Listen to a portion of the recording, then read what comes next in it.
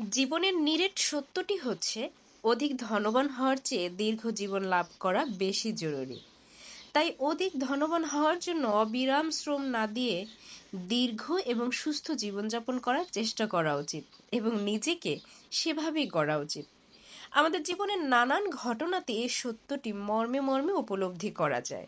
যেমন দামি এবং অনেক সুবিধাসম্পন্ন একটি মোবাইল ফোনের 70% অব্যবহৃত থেকে যায়। একটি মূল্যবান ও দ্রুতগতির গাড়ির 70% গতির কোনো দরকারই হয় না। প্রাসাদতুল্য মহামূল্যবান অট্টালিকার 70% অংশে কেউ বসবাস করে না। কারো কারো এক আলমারি কাপড় চোপড়ের বেশিরভাগ কাপড়েই কোনোদিনই হয়তো পরা হয়ে ওঠে না। সারা জীবনের পরিশ্রমলব্ধ অর্থের 70% আসলে অপরের জন্যই। আপনার জমানো অর্থ যাদের জন্য রেখে যাবেন, বছরে একবারও হয়তো আপনার জন্য প্রার্থনা করার সময় তাদের হবে না।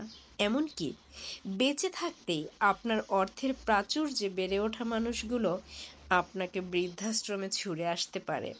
তাই বেঁচে থাকতেই 100%-এর সুরক্ষা এবং পূর্ণ সদ্ব্যবহার করাই শ্রেয়। সেটা কিরকম হতে পারে?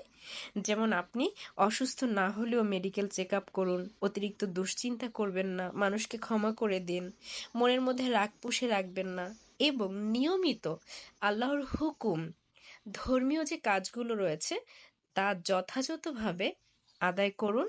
আল্লাহর সন্তুষ্টি অর্জনের আমরা চেষ্টা করতে পারি।